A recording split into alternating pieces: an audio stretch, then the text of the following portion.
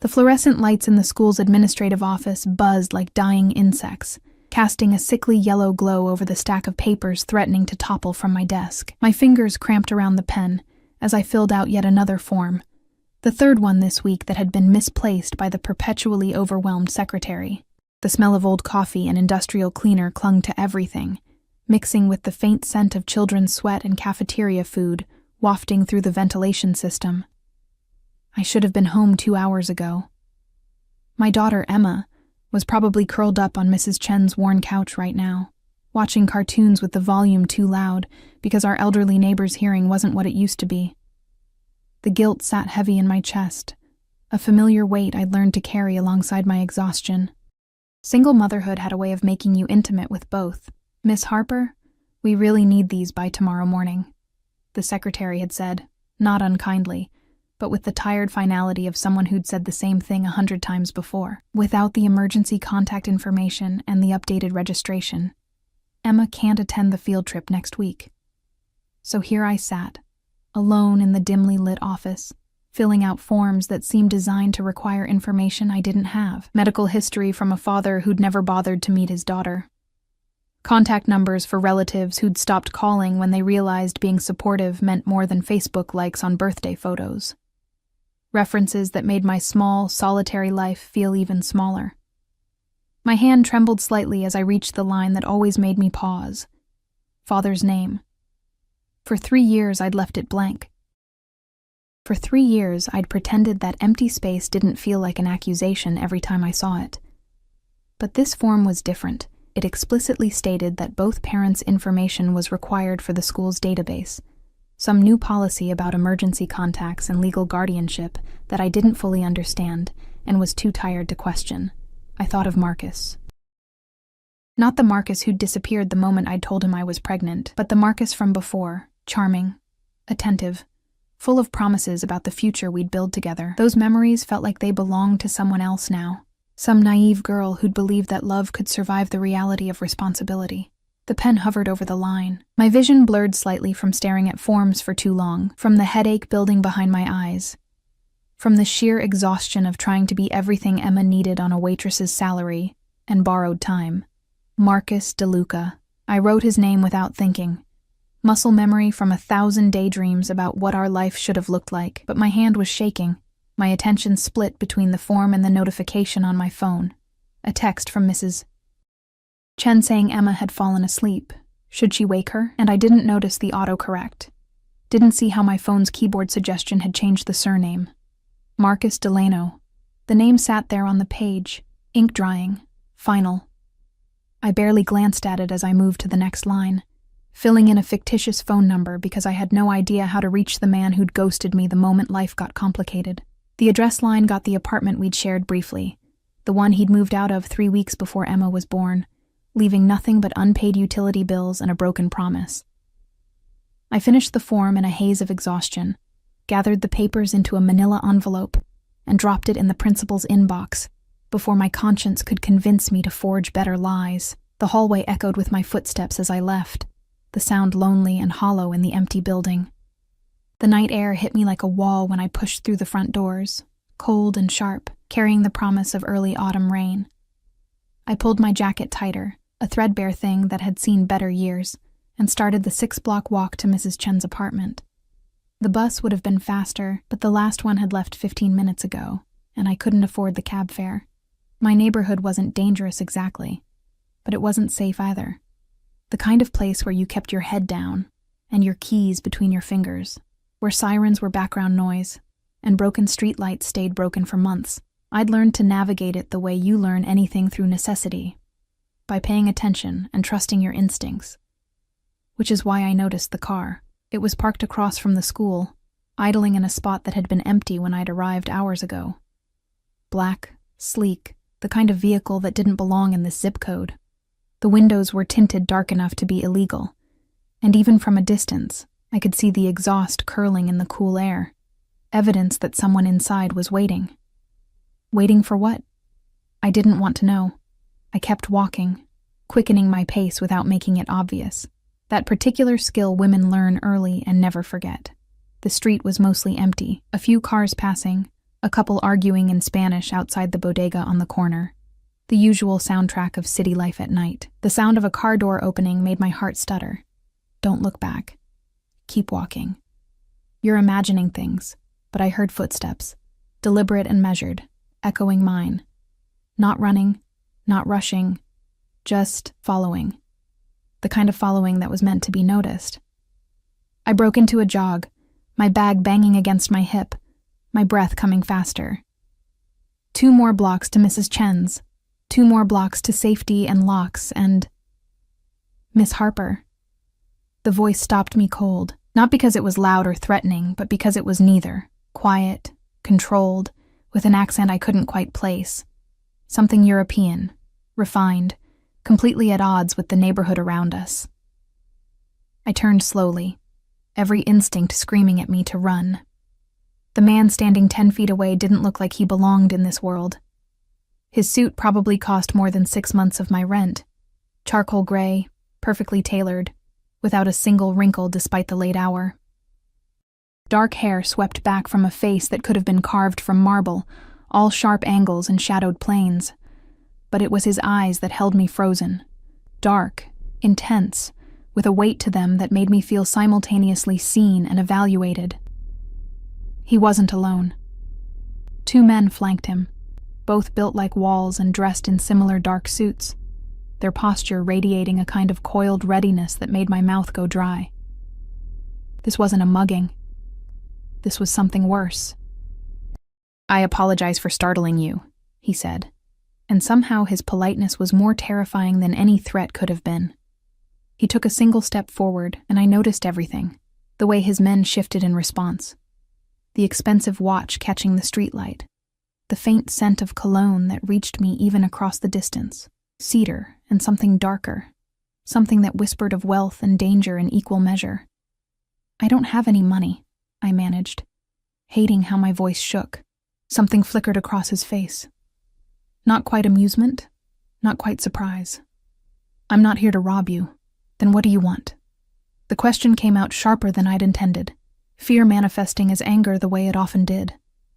He reached into his jacket, and both his men tensed, hands moving toward their own jackets in a synchronized movement that made my blood run cold. But what he pulled out wasn't a weapon. It was a piece of paper, folded neatly, edges crisp and white in the dim light. "I believe," he said, his voice carrying that same dangerous quiet. "You made a mistake." He held out the paper, and even from where I stood, I recognized it. The school registration form, my handwriting. Emma's name at the top in my careful print. My heart stopped. "How did you—" The words died in my throat as he unfolded the paper, his movements precise and deliberate, and held it so I could see the line I'd filled out hours ago in that fluorescent-lit office. Father's name, Marcus Delano. "You see," he continued, and there was something in his tone now, something that made the hair on the back of my neck stand up. "When my name appears on a document claiming paternity of a child I've never met, I tend to want answers." The world tilted sideways. Marcus Delano. Not DeLuca. Delano. I'd sent a school registration form to a man I'd never met, claiming he was my daughter's father, and somehow, impossibly, he'd received it. Had tracked me down. Was standing in front of me now with a look in his eyes that promised this was only the beginning of a nightmare I couldn't begin to understand. "It was a mistake," I whispered, the words barely audible over the roaring in my ears. "Autocorrect. I didn't mean... I don't even know who you are." His expression didn't change, but something dark passed behind his eyes, something that made every survival instinct I had start screaming. "No," he said softly, almost gently, and somehow that was worse than any anger could have been. "But you're going to." One of his men moved closer, cutting off my escape route, and I realized with crystalline clarity that running wouldn't save me. Nothing would save me. I'd made a mistake. A simple, thoughtless mistake born of exhaustion and autocorrect. And it was about to cost me everything. "Please," I heard myself say. "I have a daughter. She's waiting for me. This is just a misunderstanding." "A daughter," he repeated, and his gaze sharpened with an intensity that made me want to disappear. "Yes. Emma Rose Harper, age 3, enrolled at Riverside Elementary. The daughter whose father I'm apparently supposed to be. He knew her name. Her full name. Her age. Her school. The paper in his hand crinkled slightly as his grip tightened, the only sign of whatever emotion he was holding back. When he spoke again, his voice was silk over steel, beautiful and deadly in equal measure. "Get in the car, Miss Harper. We have a great deal to discuss." The interior of the car smelled like leather and money, real leather, the kind that probably came from somewhere I couldn't pronounce, buffed and conditioned until it gleamed even in the darkness. I sat rigid against the seat, my bag clutched in my lap like a shield, acutely aware of how out of place I was in this space. My jacket with its fraying cuffs, my scuffed shoes, the faint smell of French fry grease that clung to my uniform underneath, all of it screamed poverty in a vehicle that probably cost more than I'd earn in 5 years. Marcus Delano sat across from me, separated by enough space to be respectful, but close enough that I could see the precise moment his expression shifted from controlled neutrality to something harder to read. One of his men drove, the partition between us and the front seat, raised to provide privacy I absolutely did not want. The other had remained outside, speaking rapidly into a phone in a language I didn't recognize. The car pulled away from the curb with a silence that felt expensive, gliding through potholes that would have rattled my bones in the bus. I watched my neighborhood slide past the tinted windows, each familiar landmark feeling farther away than it should. "Where are you taking me?" My voice sounded small in the hushed interior, nearly swallowed by the subtle classical music playing through hidden speakers. "Somewhere we can talk without interruption." He hadn't stopped watching me, those dark eyes tracking every nervous movement, every shallow breath. "You're not in danger, Miss Harper, despite what you might think. You forced me into a car." My hands tightened on my bag. "That feels pretty dangerous from where I'm sitting." Something that might have been approval flickered across his face. "Fair point. Consider it a strongly worded invitation, then." "To what? A kidnapping?" "To a conversation." He leaned back slightly, the movement making his suit jacket shift enough that I caught a glimpse of something beneath it. A leather strap, the unmistakable outline of a shoulder holster. My stomach dropped. One that couldn't happen on a street corner where anyone might overhear. The gun shouldn't have surprised me. Everything about him screamed danger, from the way he moved with that predatory grace to how his men responded to the slightest gesture. But seeing evidence of it, knowing he was armed while I sat defenseless in his car, made everything feel horrifyingly real. "I told you it was a mistake," I said, forcing myself to meet his gaze, even though every instinct wanted to look away. The form, the name, I meant to write Marcus DeLuca, my ex, Emma's actual father. The autocorrect changed it, and I didn't notice because I was tired and distracted, and Marcus DeLuca. He repeated the name slowly, as if tasting each syllable. "And where is he now? This man who fathered your child? I don't know." "He left before she was born. The admission burned, shame heating my cheeks. He wanted nothing to do with us." Silence filled the car, heavy and expectant. Outside, the neighborhood continued to change.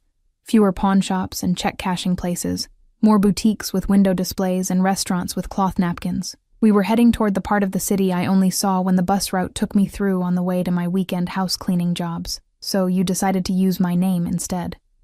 His tone gave nothing away, no anger, no amusement, just that same dangerous neutrality. "No, I told you, it was autocorrect, a mistake. A stupid, meaningless mistake that I would fix immediately if you'd just let me." "Nothing involving my name is meaningless, Miss Harper." The words came out soft, almost gentle, but underneath them was steel. "My name on a document creates complications, legal implications, questions from people who have no business asking questions about my personal life." The way he said it made something cold settle in my stomach. This wasn't just about a wrongly filled form. This was about something bigger, something I'd stumbled into without understanding the rules. "I'm sorry," I whispered. "I didn't know. I don't even know who you are." His head tilted slightly, studying me with an intensity that made me feel stripped bare. "You genuinely don't, do you?" "Should I?"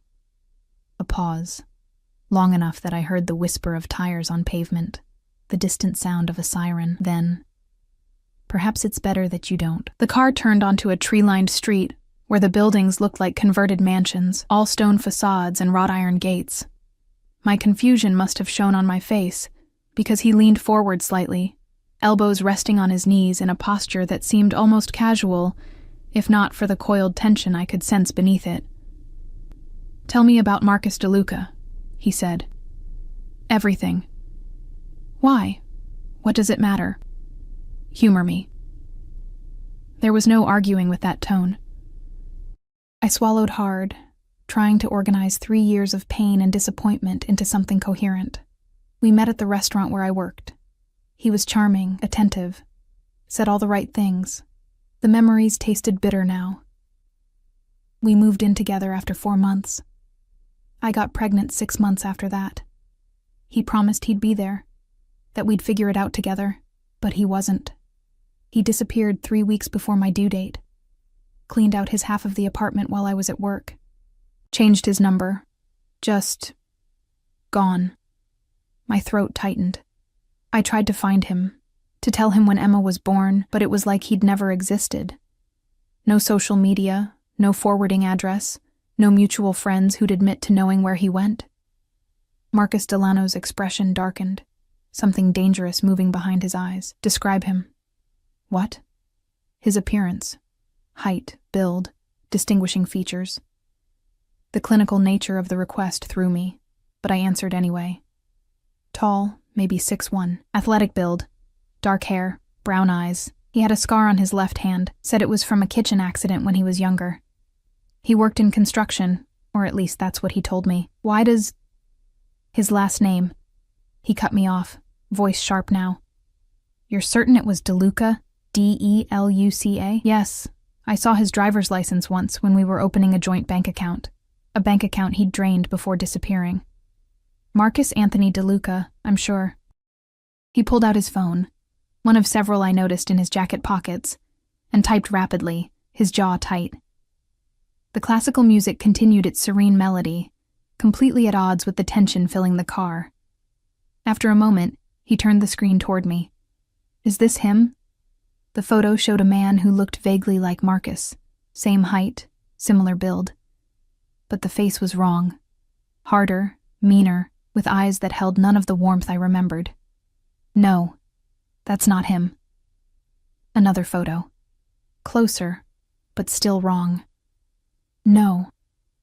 3 more photos, all of men who could have been cousins or brothers, but weren't the man who'd left me. Marcus Delano's expression grew darker with each rejection, his fingers moving across the screen with increasing urgency. Then he showed me another picture, and the world stopped. It was Marcus. My Marcus. But he looked different. Thinner, his hair cut shorter, wearing clothes I'd never seen him in, and he wasn't alone. The photo showed him standing beside a car, laughing at something off camera, completely at ease in a way that made my chest ache with memories of the man I'd loved. "That's him," I breathed. "Where did you get this? When was it taken?" Marcus Delano's face could have been carved from ice. 2 months ago, in Chicago. 2 months ago, Marcus had been alive and well in Chicago, living his life while I struggled to pay for Emma's daycare and shoes that fit her growing feet. The rage that surged through me was hot and immediate, burning away 3 years of wondering if something terrible had happened to him. "What was his real name?" I asked, though part of me already knew the answer from the way Marcus Delano's expression had shuddered. "Marco DeLuca, my head of security's younger brother." He said it quietly, each word deliberate. "Who stole $200,000 from one of my businesses and disappeared before we could recover it." The car seemed to shrink around me. "Your security's brother." "Yes." "You're saying Marco, he worked for you?" In a manner of speaking. His gaze never left my face, cataloging every reaction. The money he stole was meant for a real estate investment. When it went missing, so did he. We've been looking for him ever since. My mind raced, trying to reconcile the man I'd known with the thief he was describing. The apartment we'd shared hadn't been fancy, but it had been nicer than anything I could afford alone. The dinners out, the small gifts. Had all of it been purchased with stolen money? "I don't know where he is," I said quickly. I swear, I haven't heard from him in 3 years. If I knew, I would have... I believe you. The interruption was gentle, but firm. If you'd known who he really was, what he'd done, you wouldn't have written his name on that form in the first place. The car pulled to a stop in front of a building that looked more like a fortress than a residence, all stone and steel and windows that reflected the city lights like armor. A doorman appeared immediately, opening the car door with a practiced efficiency that spoke of years of service. "Come," Marcus Delano said, stepping out with a fluid grace that made me feel clumsy by comparison. "We have more to discuss, and I'd prefer to do it somewhere more comfortable." "I need to get Emma," I protested, even as his hand appeared in my line of vision, offering assistance I didn't want to accept but couldn't refuse. His palm was warm, his grip firm, but not painful as he helped me out of the car. "She's waiting at my neighbor's house, and Mrs. Chen is elderly. She can't..." "Your neighbor is being compensated for her time, and a security detail has been placed outside her apartment to ensure both their safety." He said it matter-of-factly, as if arranging surveillance on civilians was perfectly normal. "Emma is safe. You have my word." The casualness with which he'd invaded my life, my daughter's life, should have terrified me. And it did. But underneath the fear was something else. A creeping realization that Marcus Delano operated on a level where normal rules didn't apply, where a miswritten name could trigger an investigation that extended to protection details and background checks within hours. "Who are you?" I asked again, but this time the question held different weight. He paused at the building's entrance, backlit by the warm glow of the lobby, and for the first time since I'd met him, something almost like a smile touched his lips. "Someone you should have been more careful about naming as your daughter's father," he said, "even by accident. Word count, 2051. Should I proceed with Block 3, OK3, 22 PM Block 3? His penthouse occupied the entire top floor of the building, accessed by a private elevator that required both a key card and a fingerprint scan. I watched him place his thumb against the reader, the blue light scanning once before the doors slid open with a whisper of expensive engineering. The elevator itself was larger than my bathroom, all mirrors and dark wood paneling that reflected my pale, terrified face back at me from multiple angles. I looked like exactly what I was. A waitress who'd stumbled into something far beyond her understanding, wearing yesterday's mascara and 3-year-old doubts like armor that wouldn't protect me from anything. "You're shaking," Marcus observed, his voice cutting through the subtle classical music that followed us even here. "You kidnapped me and put surveillance on my daughter." My words came out sharper than intended, fear manifesting as defiance. "Forgive me for not being comfortable. The surveillance is for her protection, not imprisonment." The elevator began its ascent, smooth and silent. "Marco DeLuca stole from me, Miss Harper. When thieves run, they often return for unfinished business. If he knows you filed paperwork with a name resembling mine, he might assume you've made contact with me. That makes you and Emma potential targets." The logic was sound, which somehow made it worse. "You're saying he might come after us?" "I'm saying I don't take chances with loose ends." His reflection in the mirrored walls showed a man completely at ease, while mine showed a woman coming apart at the seams. "And whether you intended it or not, you became part of this the moment you wrote my name on that form." The elevator opened directly into his apartment.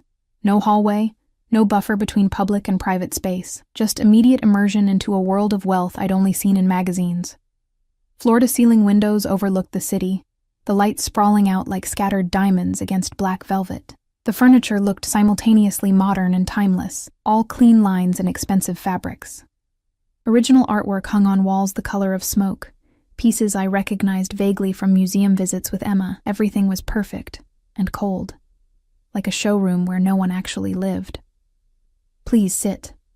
He gestured toward a seating area near the windows, where leather couches the color of charcoal faced each other across a glass coffee table. "Can I offer you something? Water, coffee, wine?" Answers. I remained standing, my bag still clutched against my chest. "You said we needed to talk, so talk." For a moment, something flickered in his expression. Surprise, maybe, or respect. He shrugged off his jacket with practiced ease, revealing the shoulder holster I'd glimpsed earlier. The gun nestled against his ribs, looked deadly and familiar. Like he wore it as unconsciously as other men wore watches. He draped the jacket over a chair but didn't remove the weapon. That felt significant somehow, though I couldn't say why. 3 years ago, Marco DeLuca accessed funds meant for a property acquisition in the Bronx. He moved to a bar cart, pouring amber liquid into a crystal tumbler with the ease of ritual. The money was transferred through several accounts before disappearing entirely. By the time we traced the theft to him, he'd vanished. No credit card use, no phone activity, no known associates willing to admit contact. You think he was with me during that time? The pieces were assembling themselves into a picture I didn't want to see. The timeline aligns. He disappeared in late August. When did you meet him? September. The word tasted like ashes. Early September. He said he'd just moved to the city for work. Marcus took a slow sip of his drink, his gaze never leaving me. And when did he leave you? April. 3 weeks before Emma was born, I sank onto the couch without meaning to. My legs suddenly unable to hold me. He used me. The whole thing, the relationship, moving in together, all of it. He was just hiding. Yes. The confirmation shouldn't have hurt after 3 years, but it did. It carved out something inside me that I'd been protecting. Some small hope that what we'd had was real even if it hadn't lasted. Now even that was gone, revealed as fiction. I'm sorry. And Marcus Delano sounded like he meant it, which was somehow worse than indifference would have been. For what it's worth, I don't believe he planned the pregnancy. That was likely a complication he hadn't anticipated. A complication. My daughter, my whole world, reduced to an inconvenient accident in a criminal's escape plan. Why are you telling me this? I looked up at him. This dangerous man in his perfect penthouse with his perfect life, trying to understand what he wanted from me. If you're looking for Marco, I can't help you. I don't know where he is. I don't know anything. I know. He set down his drink and moved closer, settling into the couch across from me with a grace that seemed choreographed. But there's another matter we need to address. Dread pooled in my stomach. What matter? The form you filed lists me as Emma's father. By tomorrow morning, that information will be in the school's database. It will be copied to their insurance provider, their emergency contact system, possibly even local authorities depending on their protocols. His fingers steepled beneath his chin, a gesture that seemed unconsciously threatening. My lawyers can have it corrected, of course. But that draws attention. Questions about why it was wrong in the first place. Investigations into clerical errors. People looking into my personal life in ways I can't allow. So what do you want me to do? My voice cracked. I'll tell them it was a mistake, that I filled it out wrong, and create exactly the attention we're trying to avoid. He leaned forward, elbows on his knees, and the intensity of his focus made me feel like the only thing in his world. There's a simpler solution, one that protects both of us. I waited, hardly breathing for him to continue. Leave it. What? Leave the form as is. Let the school believe I'm Emma's father. He said it calmly, as if proposing something reasonable rather than insane. It provides you and Emma with protection. No one would dare threaten the family of Marcus Delano. It provides me with cover. A previously unknown daughter explains any unusual behavior, any increased security measures around someone in my life. You can't be serious. I stood abruptly, needing distance, needing space to process what he was suggesting. You want me to lie about my daughter's paternity? To let everyone think you're her father when you're a complete stranger? I want to solve a problem efficiently. He remained seated, perfectly still, watching me pace like a caged animal. You need protection whether you realize it or not. I need discretion. This arrangement provides both. This arrangement is crazy. My voice rose despite myself. You can't just decide to pretend to be someone's father because it's convenient. I can do whatever I choose, Miss Harper. And there it was. The steel beneath the silk, the reminder of exactly who I was dealing with. The question is, whether you're wise enough to accept help when it's offered. I stopped at the windows, pressing my palms against the cold glass, staring out at the city that suddenly felt impossibly large and dangerous. Somewhere down there, Marco was possibly planning his next move. Somewhere down there, Emma was sleeping, innocent and unaware that her mother had accidentally entangled them both with a man who carried guns and spoke about protection details like normal people discussed weather. "I don't understand any of this," I whispered. "Yesterday I was just trying to pay rent and keep Emma fed. Now I'm standing in a penthouse talking to a man I don't know about, pretending he's my daughter's father to protect us from my ex-boyfriend who's apparently a thief. This isn't real. This can't be real. And yet it is." His reflection appeared in the glass beside mine, close enough that I could see every detail of his face in the darkened window. When had he moved? I hadn't heard him approach. "I understand this is overwhelming, but I'm offering you a choice, Claire." The use of my first name startled me. He'd called me Miss Harper until now, maintaining distance, formality. This felt different, more personal, more dangerous. "What choice?" I asked, still watching his reflection rather than turning to face him. "Accept my protection. Let me ensure Emma's safety while we locate Marco and recover what he stole. In exchange, you maintain the fiction that I'm her father, at the school, in public, anywhere questions might arise." His voice was low, measured, hypnotic in its certainty. "Or refuse, correct the paperwork, and hope Marco doesn't see you as a liability when he inevitably resurfaces. That's not a choice. That's a threat. It's reality." His hand appeared in my peripheral vision, resting against the glass near mine, not touching but close enough that I could feel the heat of him. "I'm not trying to frighten you. I'm trying to protect you. There's a difference." I turned finally, and found him closer than I'd expected. Close enough to see the faint shadow of stubble along his jaw, the exact shade of darkness in his eyes, the way a small scar cut through his left eyebrow. Details that made him human rather than the dangerous stranger he'd been in my mind. "Why?" The question came out barely above a whisper. "Why would you do this? You don't know me. You don't know Emma. We're nothing to you." Something shifted in his expression. Something I couldn't name but felt in the air between us. "You're not nothing. We're strangers. Not anymore." His gaze dropped to my lips briefly before returning to my eyes, and heat flooded through me that had nothing to do with fear. "The moment you wrote my name on that form, you stopped being a stranger, Claire. You became a responsibility, and I take my responsibilities very seriously." The way he said my name made something tighten in my chest. This was wrong. All of it. I shouldn't be standing here, shouldn't be considering his insane proposal, shouldn't be noticing the way his presence seemed to fill the space around us until nothing else existed. "I need to think," I managed. "This is too much, too fast. I can't." "You have until morning." He stepped back, giving me space I simultaneously wanted and resented. "The school will process the paperwork when they open. Once it's in their system, changing it becomes complicated. So decide, Claire. Protection or exposure, safety or risk." My phone buzzed in my bag, Mrs. Chen probably wondering where I was. The normalcy of it felt surreal against the backdrop of this conversation, this penthouse, this man who was offering to upend my entire life with the same casualness most people showed ordering coffee. "I want to see Emma," I said. "I need to see her, make sure she's okay." "Of course." He pulled out one of his phones, typed a brief message. "My driver will take you home. The security detail will remain in place overnight. Discreetly, you won't see them. In the morning, call the number I'm about to give you with your decision." He handed me a business card, plain white with just a phone number embossed in black. No name, no title.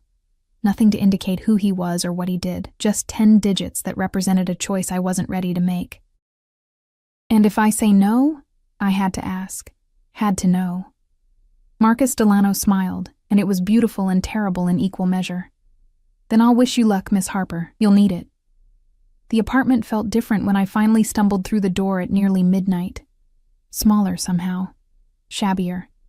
The peeling linoleum in the kitchen caught my eye in a way it never had before, and the water stain on the ceiling seemed to have grown since this morning. Or maybe I'd just spent too long in a penthouse where everything was perfect, where money solved problems before they became visible. Emma was asleep in her bed, her small body curled around the stuffed rabbit she'd had since birth. Mrs. Chen had left a note on the counter. She ate all her dinner and brushed her teeth, such a good girl. "The nice men outside said you'd be home soon." Written in her careful, shaky handwriting. The nice men outside. Marcus Delano's security detail, watching my building, watching my daughter, making sure we were safe from a threat I hadn't known existed until a few hours ago. I checked the locks twice, then a third time, before finally allowing myself to breathe. The business card burned in my pocket like a brand. 10 simple digits that represented an impossible choice. Sleep didn't come. I lay in my bed, staring at the ceiling, watching car lights sweep across the water stain, and trying to make sense of a world that had tilted sideways. Every time I closed my eyes, I saw Marcus Delano's face. The intensity of his gaze, the controlled power in every movement. The way he'd stood so close at the window that I'd felt the heat of him through my clothes. "You're not nothing." The words echoed in the darkness, twisting something inside me that I didn't want to examine too closely. He was dangerous. He carried a gun, commanded men who followed his orders without question, lived in a world where stolen money and surveillance were Tuesday afternoons. Getting involved with him, even in this strange, practical arrangement he'd proposed, was asking for trouble. But the alternative was worse. Marco, somewhere out there, possibly watching, possibly planning. Emma, vulnerable and innocent, caught in the crossfire of adult mistakes and criminal enterprise, protection or exposure. Safety or risk. The choice wasn't really a choice at all. Morning came too quickly, sunlight streaming through thin curtains that did nothing to block the noise of the city waking up. Emma bounced on my bed at 6:30, chattering about a dream she'd had involving talking dinosaurs and ice cream mountains, blissfully unaware that her mother had spent the night contemplating deals with dangerous men. I made her breakfast, scrambled eggs and toast, her favorite, and watched her eat with the intensity of someone memorizing details. The gap in her smile where a tooth had fallen out last week. The cowlick at her crown that never laid flat no matter how much I brushed. The way she hummed while she chewed, completely unself-conscious and perfectly herself. What kind of mother was I, considering tying her life to a stranger's? What kind of mother was I, knowing the alternative might put her in danger? The business card sat on the counter, mocking me with its simplicity. I picked it up 3 times before Emma left for the bathroom, turning it over in my fingers, feeling the expensive cardstock, the embossed numbers that probably cost more to print than my entire wallet contained. I dialed before I could change my mind. He answered on the first ring. "Good morning, Claire." No greeting, no preamble. Just my name in that accent that made it sound like something rare and valuable. I hated how my stomach flipped at the sound. "I have conditions," I said, skipping past pleasantries I didn't have energy for. A pause. Then, "I'm listening." "Emma never finds out the truth. As far as she knows, you're just someone helping us. A friend. She's too young to understand complicated lies, and I won't confuse her." Agreed. "You don't make decisions about her without consulting me. Doctor's appointments, school stuff, anything. I'm still her mother. That doesn't change." "Of course. And when this is over, when you find Marco and get your money back, you disappear from our lives. Cleanly. No mess, no drama. We go back to normal. Silence on the other end, long enough that I thought the call had dropped. Then, is that what you want? To go back to normal?" The question caught me off guard. What else would I want? Safety, security, a life where you don't work 60-hour weeks and still struggle to pay rent. His voice was soft, persuasive, dangerous. "I can provide those things, Claire. Not just temporarily, permanently. I'm not for sale." The words came out harder than intended, years of scraping by with my dignity intact making me defensive. "I'm not trying to buy you." A hint of something, amusement, frustration, colored his tone. "I'm offering you a partnership. One that benefits us both by pretending you're Emma's father, by ensuring her safety and your peace of mind." A beat.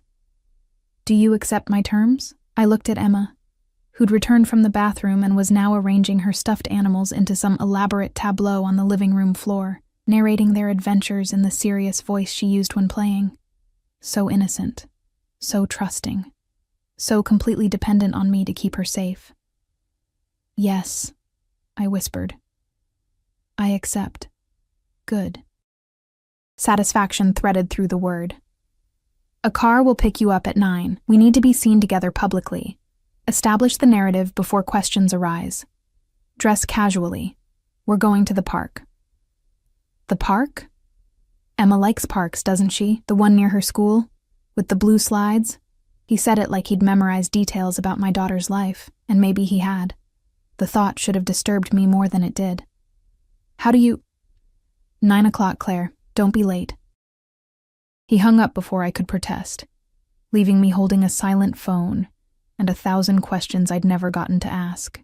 The black car arrived precisely at 9, idling at the curb with the same expensive silence as last night. But this time, when the door opened, Marcus Delano stepped out himself, no longer in a suit, but in dark jeans and a charcoal sweater that probably cost more than my monthly grocery budget. He looked different in daylight, younger somehow, though still carrying that aura of controlled danger that seemed fundamental to who he was. Emma stopped mid-sentence when she saw him, her usual chatter dying as she stared at the stranger approaching our building with the wariness children have around new people. "It's okay, baby," I said, taking her hand. "This is a friend. Mr. Delano. He's going to spend the day with us." "Marcus," he corrected, crouching down to Emma's level with a grace that surprised me. This close, I could see his eyes weren't purely dark. There were flecks of amber near the pupils, warm against the coffee-colored irises. "It's very nice to meet you, Emma." She studied him with the seriousness of a 3-year-old evaluating trustworthiness, then apparently found him acceptable because she smiled, showing off her gap-toothed grin. "We're going to the park. I heard. I've been told the blue slides are the best ones." He held out his hand, and after a moment's hesitation, she took it. The sight of my daughter's small hand in his larger one did something strange to my chest. This was wrong. Letting a stranger into our lives, into her trust, all based on a mistake and a deal made in desperation. But watching him help her into the car seat he'd apparently had installed overnight, listening to him answer her endless questions about the car's features with patient detail, I couldn't shake the feeling that Marcus Delano was dangerous in more ways than I'd anticipated. The park was busier than usual for a Thursday morning, filled with nannies and stay-at-home parents and retirees feeding pigeons. We found a bench near the playground, close enough to watch Emma climb on the equipment, but far enough to talk without being overheard. "Your security team is here," I said, spotting the 2 men positioned at strategic points around the park. They tried to blend in, but their posture gave them away. Too alert, too watchful, scanning the area with professional efficiency. Always. Marcus sat beside me, close enough that our shoulders almost touched. "You'll get used to them." "Will I?" I watched Emma race toward the slides, her laughter carrying on the morning air. This whole thing still feels surreal. Yesterday I was invisible. Today I'm apparently dating a man who needs bodyguards at the park. Not dating. His hand found mine on the bench, warm and solid, and my breath caught at the contact. That would be moving too fast, even for appearances. For now, you're a woman I'm interested in. Someone I'm getting to know. Someone whose daughter I'm taking time to spend with. The careful construction of our fake relationship should have felt clinical, but the way his thumb traced slow circles on my palm made it feel anything but. And later? Later we're a couple. He said it simply, inevitably, like he'd already mapped out our future in his mind. Emma's biological father isn't in the picture. I've stepped up to fill that role. Eventually, if asked, I adopted her. The timeline is vague enough to discourage questions. You've thought this through. I think everything through, Claire. His gaze fixed on Emma, watching her interact with other children at the top of the slide. It's how I've survived this long. There was weight to those words, history I didn't understand but could feel in the air between us. Before I could ask, Emma came running back, breathless and excited, demanding that Marcus come see how high she could climb, and he went. This dangerous man with his guns and his security detail and his penthouse overlooking the city. He spent the next hour helping my daughter across monkey bars and catching her at the bottom of slides and listening with apparent genuine interest to her rambling stories about preschool drama. The other parents watched us with barely concealed curiosity. A few whispered behind hands, and I caught snatches of conversation. Is that Marcus Delano, and didn't know he had a daughter and she must be the mother? That made my skin crawl with the weight of our deception. But Emma was happy, happier than I'd seen her in months, maybe years. She had a man's attention, his time, his focus in a way her real father had never provided. And watching Marcus kneel in the sand to help her build a castle, his expensive clothes getting dirty without complaint, something inside me cracked. This wasn't supposed to feel good. It wasn't supposed to feel real, but it did. Claire. His voice pulled me from dangerous thoughts. He'd left Emma with another little girl, both of them collaborating on their sand architecture, and returned to the bench where I sat watching. You're thinking too much. I'm thinking exactly enough. I met his eyes, trying to read the man behind them. Who are you really?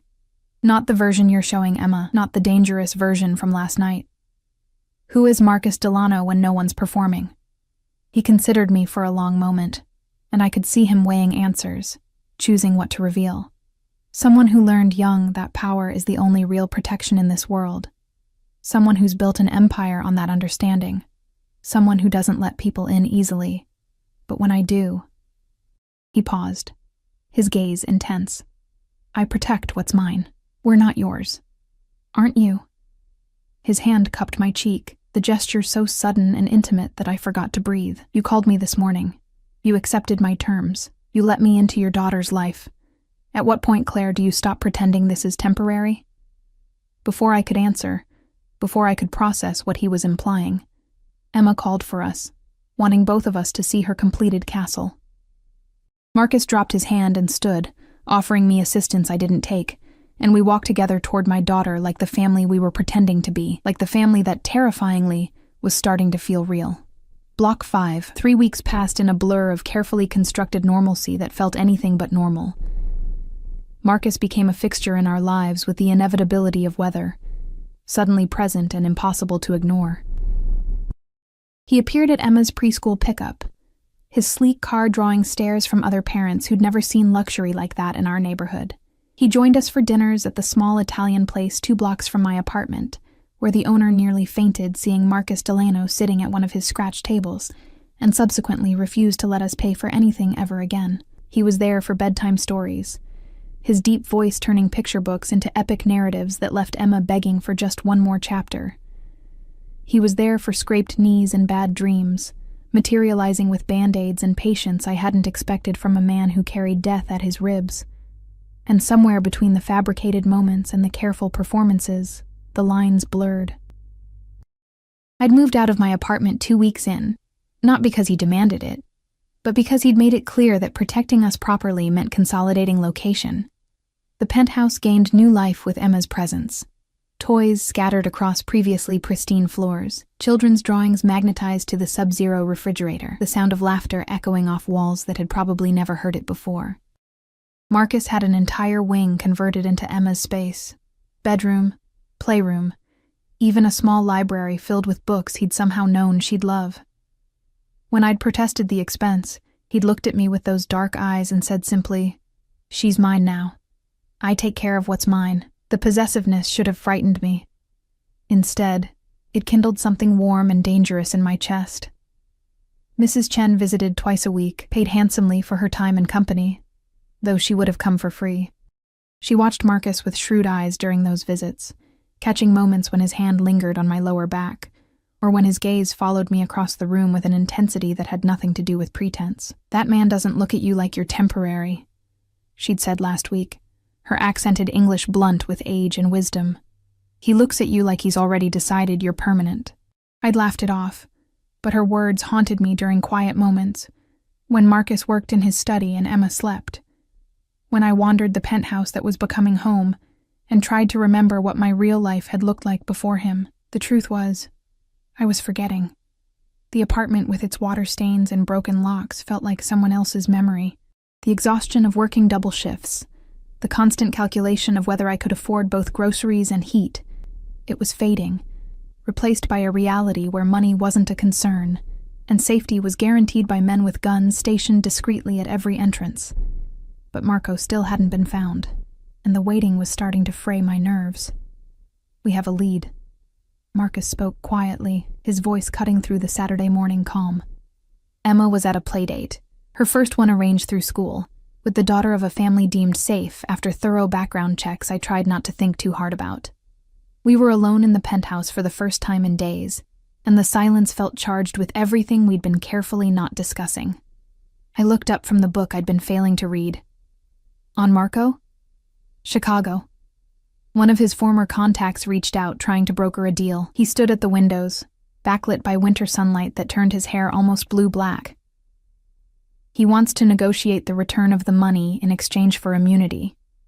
Something cold settled in my stomach. What does that mean for us? It means this ends soon. He turned, and the expression on his face made my breath catch. One way or another, Claire, Marco surfaces, we handle it, and then we go back to normal, I finished, the words tasting like ashes, like we agreed. Is that still what you want? He crossed the distance between us with that predatory grace I'd come to recognize, stopping close enough that I had to tilt my head back to meet his eyes. Normal? Your old apartment? Your old life? Pretending the last 3 weeks didn't happen? That was the deal. My voice came out steadier than I felt. You'd protect us until Marco was caught. Then we'd go our separate ways. Fuck the deal. The profanity startled me. He rarely cursed, especially around Emma. You think I can just let you walk away now? After watching you curl up on my couch with a book every night? After listening to Emma call me Marcus like I'm someone who matters in her life? After... He cut himself off, jaw tight, hands clenching and unclenching at his sides like he was physically restraining himself from reaching for me. After what? I whispered, standing on legs that felt unsteady. After falling in love with both of you. The confession came out rough, raw, like it had been torn from somewhere deep inside him. I wasn't supposed to. This was supposed to be practical, convenient, a solution to a problem. But somewhere between playing pretend and actually living it, it stopped being fake, Claire. At least for me. My heart hammered against my ribs. Marcus, you feel it too. Don't lie to me. He stepped closer, crowding my space in a way that should have felt threatening, but instead felt inevitable. The way you look at me when you think I'm not watching. The way you've stopped flinching when I touch you. The way you fit into my life like you were always meant to be here. This isn't real, I protested weakly, even as my body betrayed me by swaying toward him. We're playing house for Emma's benefit, for protection. This is the most real thing I've felt in years. His hands framed my face, thumbs tracing my cheekbones with a gentleness that contradicted everything dangerous about him. I know you're scared. I know I'm not what you imagined for yourself. But I'm what you have, Claire, and I'm asking you to choose to keep me. You don't know what you're asking. Tears pricked my eyes, frustration and want and fear tangling into something impossible to name. You're Marcus Delano. You live in a world of guns and threats and men who steal money and disappear. I'm just a waitress who made a mistake on a form. We're not... He kissed me. It wasn't gentle. It was possession and promise. And 3 weeks of tension finally breaking like a dam. His mouth claimed mine with the same certainty he approached everything else, and I melted into him like I'd been waiting for permission to stop fighting what I felt. When he finally pulled back, both of us breathing hard, his forehead rested against mine. You're not just anything, he said fiercely. You're the woman who walked into my world by accident and made me want things I'd given up on. You're the mother who'd do anything to protect her daughter, including making deals with dangerous men. You're mine, Claire. You have been since the moment you wrote my name on that form, whether you meant to or not. That's crazy. But I didn't pull away, didn't step back, didn't do any of the sensible things I should have done. Maybe. A hint of a smile touched his lips.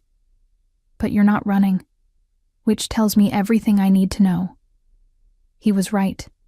I wasn't running. Because somewhere in the last 3 weeks, between the fabricated family dinners and the genuine laughter and the way he looked at Emma like she hung the moon, I'd stopped wanting to. The intercom buzzed, shattering the moment. Marcus pulled away with visible reluctance, pressing the button with more force than necessary. What? Sir. The voice belonged to Vincent, his head of security, Marco's older brother, who'd proven his loyalty by being the one to uncover his siblings' theft in the first place. We have a situation. The Chicago contact just went dark. And there's been activity at Miss Harper's old address. Every muscle in Marcus's body went taut. What kind of activity? Someone tried to access the apartment. Building superintendent scared them off, but... A pause. Security footage shows a male matching Marco DeLuca's description. The temperature in the room dropped 10 degrees. Marcus's expression shifted from the man who'd just kissed me to something far more dangerous, all soft edges hardening into lethal focus. Lockdown protocol. Now. He was already moving, pulling his phone from his pocket, his other hand going to the small of his back where I knew he kept a secondary weapon. Get Emma back here immediately, full escort, and find out everything about this Chicago contact, who he talked to, where he is, why he went silent. Already on it, sir. The intercom cut off. Marcus made 3 calls in rapid succession, his voice clipped and commanding, arranging something I couldn't fully follow but understood was serious. When he finished, he turned back to me, and the contrast between the man who'd kissed me and the one standing before me now was stark. Pack a bag for you and Emma, essentials only. We're leaving the city within the hour. Leaving? Marcus, what? Marco's here, in New York. And if he tried to access your old apartment, he knows you're not there anymore, which means he's going to start looking. He gripped my shoulders, his intensity almost overwhelming. I will not let him anywhere near you or Emma. Do you understand me? I will burn this entire city down before I let him touch either of you. The vehemence in his voice, the barely controlled violence lurking beneath his words, it should have terrified me. Instead, it made me feel safer than I'd ever felt in my life. Where are we going? Somewhere he can't follow, somewhere I control every variable. His hand cupped my cheek, the gesture achingly tender against the backdrop of danger. Trust me, Claire. Please. I'd been trusting him for 3 weeks already. What was a little more? Okay, I whispered. Okay. The house upstate was less a house and more a fortress disguised as a rustic retreat. Set on 50 acres of private land, surrounded by forest and accessible only by a single road monitored by multiple security checkpoints, it represented safety in a way that felt both excessive and necessary. Emma loved it immediately. She raced through rooms filled with warm wood and stone fireplaces, discovering window seats and hidden nooks with the enthusiasm of a child on an adventure rather than a family in hiding. She didn't understand the danger, didn't see the armed men positioned throughout the property, didn't notice how Marcus never fully relaxed even here, but I noticed everything. I noticed how he checked his phone constantly, how Vincent reported in every 2 hours with updates on the search for Marco. I noticed the tension in his shoulders that didn't ease even when Emma climbed into his lap, demanding stories. I noticed the way his hand stayed near his weapon whenever we were outside, his gaze constantly scanning the tree line for threats only he could see. On the 3rd night, after Emma had fallen asleep between us on the massive couch, we'd been watching a movie, the 3 of us tangled together like an actual family. Marcus carefully extracted himself and gestured for me to follow him to the study. They found him. He poured himself a drink with steady hands that I knew were only steady through practice. Marco, in a motel outside Albany.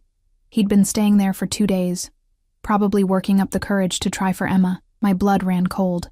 Try for her? You mean kidnapping, most likely. Either for ransom or leverage to negotiate his escape. Marcus's voice was flat, emotionless, but his knuckles were white around the glass. He knew taking Emma would force my hand, make me choose between the money and a child I'm publicly known to care about. Where is he now? Somewhere he'll never hurt anyone again. The finality in his tone told me everything I needed to know, and I should have felt horror at the implication, but instead felt only savage relief. It's over? I asked. Really over? Yes. He set down his drink and closed the distance between us. Marco is no longer a threat. The money has been recovered. There's no reason for you to stay under my protection anymore. The words hung in the air between us, heavy with meaning. So, we go back to New York, I said slowly. Back to normal. Like we agreed. Do we? His hands found my waist, pulling me close enough to feel the heat of him. Because I don't remember agreeing to let you go, Claire. I remember agreeing to protect you until the threat was eliminated. The threat is gone. But I'm still here. And unless I'm very wrong, you don't want to leave. He wasn't wrong. God help me, he wasn't wrong. Emma, I started, loves me, you know she does, and I love her. Not because I'm supposed to, not because of some arrangement, but because she's brave and funny, and asks me questions about the stars that I have to Google when she's not looking. His forehead touched mine, his breath warm against my lips. And I love her mother, the woman who wrote my name by accident and changed everything. This is insane, I whispered, but my arms were around his neck, my body pressed against his like it had been made to fit there, probably. His smile was soft, genuine, nothing like the dangerous man the world saw, but I've done insane things for worse reasons. Let me do this one for the best reason I've ever had, which is love. He kissed me softly, reverently, like I was something precious he'd been afraid to break. Stay with me, Claire. Not because you have to, not because it's safe, but because you want to. Because this family we've been pretending to be is the only real thing I've felt in my entire life. I thought about my old apartment, sitting empty now, full of memories of struggle and loneliness. I thought about Marcus's penthouse, how it had transformed from a showroom into a home with Emma's laughter and my books and our shared meals. I thought about the last 3 weeks, how seamlessly we'd fit into each other's lives despite coming from different worlds. And I thought about Emma, sleeping peacefully in the next room, dreaming whatever dreams 3-year-olds dream, safe and loved and surrounded by more than I could have ever given her alone. Okay, I said, the word barely a breath. Okay, yes. His kiss this time was different, deeper, claiming, full of promise and possession in equal measure. When he pulled back, his eyes were bright with something that looked almost like vulnerability. I need you to understand what you're agreeing to, he said seriously. My life is complicated, dangerous. There will always be security, always be precautions. I can't promise normal, Claire. I can only promise that I'll spend every day protecting what's mine. We're not possessions, but I said it with a smile because I understood what he meant. In Marcus's world, claiming ownership was the highest form of care. No, he agreed, you're everything. 6 months later, Emma called him Dad for the first time. Not Daddy, she'd always been particular about titles, but Dad, said casually while asking him to help with a puzzle, like it was the most natural thing in the world. Marcus had frozen, piece in hand, looking at her with an expression of such raw emotion that I'd had to leave the room to compose myself. When I'd returned, he'd been sitting on the floor with Emma in his lap, and there were tears on his cheeks he didn't bother hiding. The adoption papers were filed the next week. By the time they were finalized, we were married. A small ceremony with just Emma and a handful of Marcus's trusted associates, nothing like the society wedding he could have demanded. I'd worn a simple dress, Emma had scattered petals with gleeful abandon, and Marcus had looked at me like I was the answer to every question he'd never known to ask. We still lived in the penthouse, though Emma's wing had expanded and my books now filled an entire library. The old apartment had been sold. The money put into a trust fund for Emma's future. Her choice, her freedom, whenever she wanted it. But standing in our home, watching Marcus help our daughter with homework while dinner cooked and security monitored the building, and the life we'd built hummed along around us, I couldn't imagine her wanting anything different. I'd written his name by accident, a simple mistake, autocorrect and exhaustion, conspiring to change DeLuca to Delano, and that mistake had given me everything. Marcus looked up, catching me watching, and smiled. The soft, private smile he reserved only for us. "Come here," he said, extending a hand. I went to him, fitting into the space at his side like I'd been designed for it, Emma between us chattering about fractions while Marcus's arm wrapped around my waist with casual possession. This was real. This was ours. This was the family we'd built from fiction and made solid through choice and love and stubborn determination to make impossible things work. And as Emma laughed at something Marcus said, as his hand tightened on my hip in that way that meant mine, I knew with absolute certainty that I would never regret the mistake that had brought us here. Some errors, it turned out, were the best decisions you'd never meant to make.